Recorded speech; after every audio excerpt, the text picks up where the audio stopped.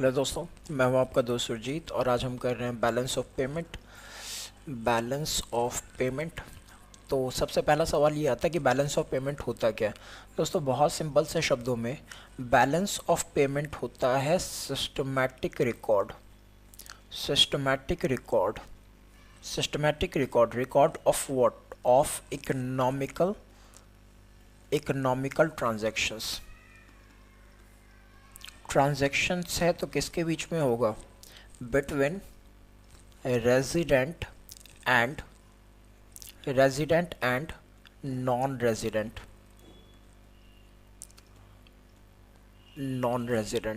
चलिए समझते हैं। दोस्तों, एक व्यक्ति है जो रेजिडेंट है, एक व्यक्ति है जो रेजिडेंट है, एक और व्यक्ति है जो नॉन रेजिडेंट है। ठीक, रेजिडेंट कौन है, इससे मैं मीनिंग थोड़ी देर में आपको समझाऊंगा। नॉन रेजिडेंट विदेशी को बोलते हैं, जो भारत से बाहर का व्यक्ति है। ठीक, तो जो रेजिडेंट और नॉन रेजिडेंट के बीच में है, इनके बीच में जो ट्रांजैक्शंस हो रहे हैं, ठीक, एक क्या होता है? एक होता है एक्सपोर्ट और एक क्या होता है? इंपोर्ट। ठीक, तो जो एक्सपोर्ट एंड इंपोर्ट है, ठीक, इन्हें कहा जाता है इकोनॉमिकल ट्रांजैक्शंस। इन्हें क्या कहा जाता है? Economical transactions. ठीक, तो इन्हीं इकोनॉमिकल ट्रांजैक्शंस का जो रिकॉर्ड है, इस रिकॉर्ड को क्या कहा जाता है? बीओपी कहा जाता है। बात समझ में आ रहा है? मतलब बीओपी क्या है? BOP means systematic record of economical transactions between resident and non resident during an accounting year. ठीक, आप इसे अकाउंटिंग ईयर की बजाय आप इसे फिस्कल ईयर भी लिख सकते हैं। ठीक, तो अब हमारे पास सवाल ये आता है कि सबसे पहली बात तो रेजिडेंट कौन होता है। पहला सवाल तो ये आता है कि ये रेजिडेंट कौन होता है। तो रेजिडेंट, भारत का रेजिडेंट वो कहलाएगा जिसका economical interest lies in India. जिसका इकोनॉमिकल इंटरेस्ट, जिस व्यक्ति का इकोनॉमिकल इंटरेस्ट भारत में है, वो क्या है? भारत का रेजिडेंट है। मतलब वो इनकम जनरेट भारत में करता है, कंजम्पशन भारत में करता है, सेविंग्स भारत में करता है। तो जो most of the economical transactions Bharat में करता है, वो रेजिडेंट ऑफ इंडिया है। ठीक, अब चलिए एक दूसरा सवाल इसी के अंदर आता है कि ये इकोनॉमिकल ट्रांजैक्शंस क्या है। तो दोस्तों, इकोनॉमिकल ट्रांजैक्शंस मैंने आपको कहा कि इंपोर्ट एंड एक्सपोर्ट होता है। क्या होता है? इंपोर्ट एंड एक्सपोर्ट होता है। तो इंपोर्ट एक्सपोर्ट किस चीज़ का? इंपोर्ट एक्सपोर्ट किसका? Import exports of goods, import export of services. ठीक, उसके बाद होता है हमारे पास एक यूनिलैटरल ट्रांजैक्शंस और एक होता है हमारे पास कैपिटल ट्रांजैक्शंस। ठीक, एक क्या होता है? Capital transactions. तो अगर ये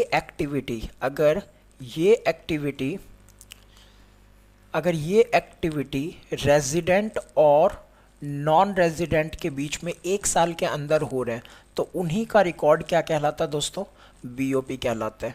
चलिए देखते हैं। मैंने आपके लिए पहले से कुछ लिख रखे हैं, उसे देख लीजिए, एक बार रीड कर लीजिए।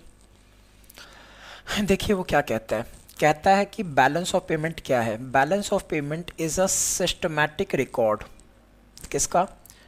Of economical transactions between resident and non resident over given period of time. इसे आप फिस्कल ईयर भी लिख सकते हैं और इसे अकाउंटिंग ईयर भी लिख सकते हैं, कोई दिक्कत नहीं। ठीक, अब हुआ क्या वो देखिए। मैंने आपको बताया या तो इनके इंपोर्ट हो सकते हैं या एक्सपोर्ट हो सकते हैं, यही कहा मैंने आपको क्या कहा? या तो इनका इंपोर्ट हो सकता है या फिर एक्सपोर्ट हो सकता है। अगर एक्सपोर्ट होगा दैट मीन्स सेल, और सेल होगा तो क्या होगा, अमाउंट रिसीव्ड होगा। ठीक, आप इंपोर्ट एक्सपोर्ट कर रहे हो, मतलब आप क्या कर रहे हो, आप मतलब फॉरेन ट्रांजैक्शंस कर रहे हो। ठीक, अगर इंपोर्ट करते हो तो क्या होता है, ये परचेज होता है। ठीक, तो अगर आप फॉरेन ट्रांजैक्शन यानी एक्सपोर्ट कर रहे हो तो अमाउंट रिसीव्ड होगा। अमाउंट रिसीव्ड होगा मतलब फॉरेन करेंसी रिसीव्ड होगी। बात समझ में आ रहा है, फॉरेन करेंसी। ठीक, इसी तरीके से अगर परचेज करोगे तो हमारी फॉरेन करेंसी, मतलब जो हमारे पास जो फॉरेन करेंसी है वो बाहर जाएगी। अब देखते हैं यहाँ क्या लिखा हुआ है, transactions in which domestic resident either purchased asset. अगर हम असेट परचेज करते हैं, हमने ख़रीदा, तो क्या होगा, ये आउटफ्लो होगा। आउटफ्लो होगा मतलब पैसे बाहर जा रहे हैं। And funds because of funds, because payment have to be made for these transactions. हमें इन ट्रांजेक्शन्स के लिए क्या करनी है, पेमेंट करनी है। And transactions in which resident sell goods. अगर हम गुड्स एंड सर्विसेज सेल कर रहे हैं तो क्या होगा, विच इम्प्लाइड इनफ्लो, मतलब पैसा आ रहा है। बात समझ में आ रहा होगा आपके पास मीनिंग। चलिए अब हम थोड़ा सा आगे बढ़ते हैं कि इसमें एक टर्म यूज़ हुआ है, इकोनॉमिकल ट्रांजैक्शंस हुआ है, इकोनॉमिकल ट्रांजैक्शंस। तो इकोनॉमिकल ट्रांजैक्शंस क्या होता है दोस्तों, तो इकोनॉमिकल ट्रांजैक्शंस होते हैं import export of goods, import export of services, interchange of goods and services. ध्यान रखिएगा, यहाँ पे जो मैं कर रहा हूँ, यहाँ पे मैं सेल कर रहा हूँ। ठीक, और सेल या फिर परचेज कर रहा हूँ, सेल या purchase of what, of goods. ठीक, और यहाँ क्या कर रहा हूँ मैं, यहाँ कर रहा हूँ sales and purchase of services. ठीक, जबकि यहाँ पे ये बार्टर सिस्टम है, ये सेल परचेज नहीं हो रहा, ये एक्सचेंज हो रहा है। ठीक है, खैर ये भी आपके बीओपी का ही पार्ट है। उसके अलावा आप फिनेंशियल आइटम्स को फिनेंशियल आइटम्स से आप इंटरचेंज कर रहे हो, तो इसमें आपकी बेसिकली इन्वेस्टमेंट्स आ जाती हैं। ठीक, फॉर एग्जांपल आपने शेयर्स परचेज किए हैं फॉर मनी यानी फॉरेन करेंसी, पॉसिबल है। ठीक, उसके बाद मैं आपको ये पॉइंट्स बताऊंगा अभी। कैपिटल ट्रांजैक्शंस वो हैं जो किसी तरीके से चेंज लाते हैं इन असेट्स एंड लाइबिलिटी। वो सारे ट्रांजैक्शंस जो किसी भी तरीके से असेट्स और लाइबिलिटी में बदलाव लाएं, जो असेट्स और लाइबिलिटी में चेंज लाएं, वो क्या कहलाते हैं, कैपिटल ट्रांजैक्शंस हैं। तो फिर ये क्या है, गुड्स एंड सर्विसेज विदाउट रिक्विटल। रिक्विटल का मतलब दोस्तों होता है बदले में। ठीक, तो क्या कह रहा है, goods and services without something. ठीक, तो इसका मतलब क्या है, इसका मतलब है कि ये यूनिलेटरल ट्रांजैक्शन होगा। क्या होगा, ये यूनिलेटरल ट्रांजैक्शंस। तो यूनिलेटरल ट्रांजैक्शंस क्या होते हैं दोस्तों, ऐसे ट्रांजैक्शंस जो वन साइडर्स होते हैं। वन साइडर मतलब अगर पे किया तो मिलेगा नहीं, और मिला तो देना कुछ नहीं है। ठीक, बाकी इसके अलावा जितने ट्रांजैक्शंस होते हैं, यहाँ पे मैंने लिखा था यूनिलेटरल, तो यूनिलेटरल के अलावा जितने ट्रांजैक्शंस होते हैं वो सारे टू साइडर्स होते हैं। मतलब मिला है तो देना भी है, दिया है तो मिलेगा भी। लेकिन यूनिलेटरल ट्रांजैक्शंस ऐसा नहीं होता, वो सिंपल वन साइडर ट्रांसफ़र होता है। फॉर एग्जांपल गिफ्ट, अगर कहीं से गिफ्ट मिला है तो आप उसको, उसके बदले में आपको कुछ रिटर्न नहीं करना है। ठीक, चलिए आगे चलते हैं। होप सो आपको मीनिंग समझ में आ गया होगा। चलिए अब बात करते हैं कि बीओपी की अकाउंटिंग कैसे की जाती है। कि क्या कर रहे हैं हम, अकाउंटिंग। ठीक, क्योंकि रिकॉर्ड्स हैं तो अकाउंटिंग तो होगी, तो अकाउंटिंग ऑफ बीओपी बहुत सिंपल है दोस्तों। अकाउंट की अगर हम बात करें, अगर हम अकाउंट की बात करें तो आपको पता है कि अकाउंट में डबल एंट्री सिस्टम फॉलो होता है। डबल एंट्री सिस्टम, ठीक। अकाउंट में डबल एंट्री सिस्टम फॉलो होता है, बीओपी में भी डबल एंट्री सिस्टम ही फॉलो होता है। डबल एंट्री सिस्टम ही फॉलो होता है। डबल एंट्री सिस्टम क्या है? डबल एंट्री सिस्टम कहता है दोस्तों, every single transactions has two aspect, मतलब किसी भी ट्रांजैक्शंस के दो पहलू होते हैं। पहला क्या है? डेबिट, और सेकंड क्या है? क्रेडिट। सेकंड क्या है हमारे पास? क्रेडिट। तो इसी तरीके से आपके बीओपी में भी दो साइड्स होते हैं। एक होता है बीओपी की अगर बात करें तो एक हमारे पास होता है क्रेडिट और एक होता है डेबिट, ठीक। लेकिन यहाँ पे हम क्रेडिट साइड इसे बनाते हैं और डेबिट ये बनाते हैं, ठीक। मतलब बीओपी के भी दो साइड्स हैं, एक डेबिट और एक क्रेडिट। जो अकाउंट में यूजुअली होता है, डेबिट आपका लेफ्ट हैंड साइड होता है और क्रेडिट राइट हैंड साइड होता है। यहाँ पे ऐसा नहीं है। यहाँ पे अगर पैसा रिसीव कर रहे हैं तो उससे आप लेफ्ट हैंड साइड दिखाएंगे जो कि क्रेडिट है, और जो पैसा पे कर रहे हैं उसे आप डेबिट में दिखाएंगे, ठीक। तो बात करते हैं कि कौन सी एंट्री डेबिट में जाएगी और कौन सी एंट्री क्रेडिट में जाएगी। बहुत सिंपल सी बात है दोस्तों, क्रेडिट पैसे रिसीव्ड वाली एंट्री है, तो रिसीव्ड वाली एंट्री है तो यहाँ पे एक्सपोर्ट आएगा तभी पैसा रिसीव होगा। यहाँ पे क्या आएगा? इंपोर्ट आएगा, ठीक। तो जितनी भी एक्सपोर्ट वाली एंट्रीज हैं वो सारी के सारी आप कहाँ दिखाएंगे? क्रेडिट में। और जितनी भी इंपोर्ट वाली एंट्री है वो सारी के सारी आप कहाँ दिखाएंगे? डेबिट में, ठीक। चलिए आगे देखते हैं क्या लिखा हुआ है। लिखा है balance of payment accounting. BOP is a standard double entry system. Double entry system accounting है। In double entry system every business transactions has two aspect. दो पहलू होते हैं, one is debit and other is credit, ठीक। इसी तरीके से BOP has credit plus के लिए एंड डेबिट माइनस के लिए। प्लस के लिए ये है और माइनस के लिए ये है, ठीक। कह रहा है credit must be exactly equal to debit leaving asides error and omission. कहने का मतलब है डबल एंट्री सिस्टम में आपके दोनों साइड्स टैली करते हैं बाय डिफ़ॉल्ट। आप कॉमर्स के स्टूडेंट हैं तो इतना तो आपको बेहतर पता होगा, दोनों बाय डिफ़ॉल्ट टैली करते हैं। अगर हम एरर और ओमिशन को छोड़ दें तो एरर और ओमिशन, अगर कोई एक रिकॉर्ड करना हम भूल गए या एंट्री हमने गलत कर दी तो इसे छोड़ दिया जाए तो डबल एंट्री सिस्टम हमेशा टैली करता है। तो बीओपी भी बाय डिफ़ॉल्ट टैली करेगा, ठीक। अब देखिए आगे क्या क्या रखा है कि अगर पेमेंट रिसीव कर रहे हैं तो ये हमने एक्सपोर्ट किया होगा तो ये कहाँ जाएगा? ये क्रेडिट में जाएगा, ठीक। और पेमेंट हम कर रहे हैं बाहर वालों को तो पैसा जाएगा तो ये कहाँ जाएगा? ये डेबिट में जाएगा, ठीक है दोस्तों। चलिए आगे बढ़ते हैं।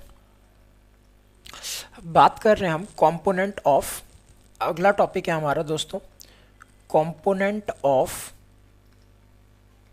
Balance of payment. तो कंपोनेंट को समझने से पहले थोड़ी सी बात समझते हैं दोस्तों।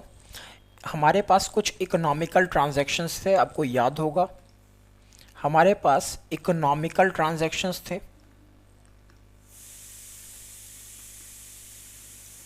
इकोनॉमिकल ट्रांजैक्शंस कौन कौन से थे? एक था हमारे पास इंपोर्ट एक्सपोर्ट ऑफ गुड्स, ठीक। एक था हमारे पास इंपोर्ट एक्सपोर्ट ऑफ सर्विसेज, ठीक। एक था हमारे पास यूनिलैटरल ट्रांजैक्शंस, और एक हमारे पास क्या था? Capital transactions. यही थे।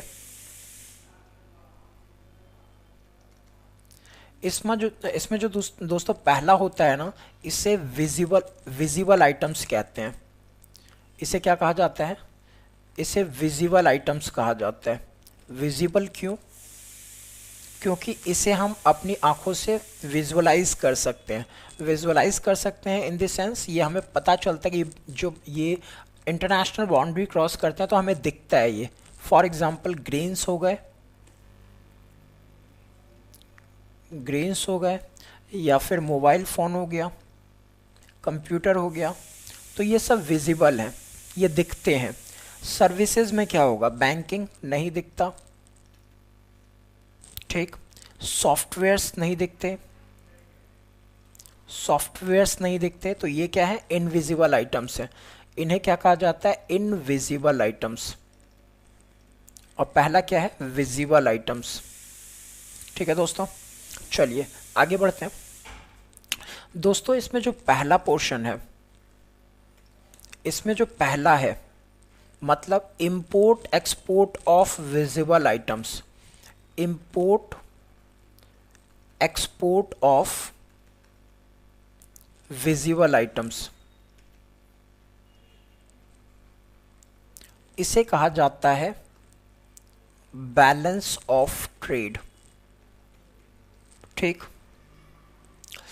ओके, देन आपके जो इसमें पहले तीन हैं, अगर खाली पहला है तो बैलेंस ऑफ ट्रेड कहलाएगा, ये BOT कहलाएगा, ठीक। और अगर पहले तीन की बात कर रहे हैं, goods services and unilateral transactions की, तो इसे कहा जाता है करंट अकाउंट। इसे क्या कहा जाता है, करंट अकाउंट, ठीक। और जो लास्ट वाला है कैपिटल ट्रांजैक्शंस, इसे क्या कहा जाता है, कैपिटल अकाउंट, ठीक। यानी मोटे तौर पे आपके BOP के दो कंपोनेंट्स हैं मोटे तौर पे, एक करंट अकाउंट और एक कैपिटल अकाउंट्स हैं, और भी उसे हम बाद में चर्चा करेंगे उसके बारे में, ठीक। तो एक करंट अकाउंट होता है दोस्तों और एक कैपिटल अकाउंट होता है। चलिए इनके बारे में डिटेल में जानते हैं, ठीक। सबसे पहली बात हमारे पास है करंट अकाउंट। सबसे पहले क्या है दोस्तों, हमारे पास करंट अकाउंट है। तो करंट अकाउंट में मैंने आपको क्या कहा, मैंने आपको कहा इसमें गुड्स आते हैं, इसमें सर्विसेज आते हैं और इसमें यूनिलेटरल ट्रांजैक्शंस आते हैं, ठीक। तो सबसे पहली बात हम बात कर रहे हैं गुड्स की। दोस्तों गुड्स को हम मर्चेंडाइज भी बोलते हैं, क्या बोलते हैं इसे, मर्चेंडाइज भी बोलते हैं, ठीक। तो हम करंट अकाउंट में मतलब BOP में मर्चेंडाइज को या गुड्स को कैसे रिकॉर्ड करेंगे। दोस्तों एक छोटी सी बात समझते हैं पहले। देखिए एक व्यक्ति है, ठीक, और ये भारत की बाउंड्री है और ये नॉन रेजिडेंट है, ठीक। तो या तो ये एक्सपोर्ट करेगा या इंपोर्ट करेगा, यही करेगा। हम रेजिडेंट की बात कर रहे हैं, तो या तो वो एक्सपोर्ट करेगा या तो वो बेचेगा या फिर खरीदेगा। तो भारत की बाउंड्री क्रॉस करते समय गुड्स की जो भी वैल्यू रही थी वो सारा का सारा यहाँ पे करंट अकाउंट में रिकॉर्ड हो जाएगा। आपको पता है कि यहाँ पे सपोज़ हम एक शिप लगा देते हैं, मेरी ड्राइंग बहुत बेकार है तो ठीक, एक छोटा सा मैंने शिप बना दिया यहाँ पे, ठीक। और इसे मैं ऑपरेट करने के लिए एक व्यक्ति भी बना देता हूँ, बना दिया, ठीक। अब सपोज़ ये एक्सपोर्ट कर रहा है, ये बेच रहा है, ठीक। तो आपको पता है जब एक एक्सपोर्टर शिप तक चीज़ें पहुँचाता है, जो कंसाइनमेंट या कार्गो पहुँचाता है, तो उसे हम बोलते हैं FOB, फ्री ऑन बोर्ड। ये पढ़ा होगा आपने ज़रूर, ठीक। तो FOB, तो एक्सपोर्ट करते हैं तो गुड्स की FOB वैल्यू उठा लेते हैं कि यहाँ शिप तक लोड करते टाइम तक उसकी वैल्यू कितनी थी। लेकिन जब इंपोर्ट करते हैं तो इस व्यक्ति ने शिप पे लोड किया होगा, ठीक, लेकिन ये भारत की बाउंड्री तक तो नहीं पहुंचा ना, तो रास्ते में ट्रांजिट इंश्योरेंस पे किया होगा रास्ते के लिए, ठीक, रास्ते के लिए फ्रैट पे किया होगा, ठीक। और इस व्यक्ति के लिए कॉस्ट भी था, तो इसे हम क्या बोलते हैं मालूम है, इसे बोलते हैं CIF कॉन्ट्रैक्ट, ठीक। तो अगर एक्सपोर्ट करते हैं तो गुड्स की FOB वैल्यू लेनी है और अगर इंपोर्ट करते हैं तो यहाँ से यहाँ तक की वैल्यू लेनी है, मतलब हमें यहाँ पे कौन सी वैल्यू लेनी है, यहाँ पे CIF वैल्यू लेनी है। बात समझ में आ रहा है? चलिए आगे देखते हैं क्या लिखा हुआ है। तो क्वेश्चन में कह रहा है कि मर्चेंडाइज के लिए क्या कह रहा है कि एक्सपोर्ट वैल्यू को तो FOB पे लेना है, फ्री ऑन बोर्ड पे लेना है, और इंपोर्ट वैल्यू को CIF पे लेना है, मतलब कॉस्ट इंश्योरेंस ऑफ फ्रेट पे लेना है। ठीक, उसके बाद क्वेश्चन में कह रहा है कि हमें कैसे पता चलेगा कि कितना इंपोर्ट हुआ कितना एक्सपोर्ट। तो ठीक है, जो अथॉरिटीज़ हैं, जो कंसर्न अथॉरिटीज़ हैं, उनके पास इंपोर्टर या एक्सपोर्टर डॉक्यूमेंट सबमिट करवाता है। ठीक, उन डॉक्यूमेंट्स के बेसिस पे हमें पता चल जाएगा। तो ये कह रहा है दे आर कैलकुलेटेड फ्रॉम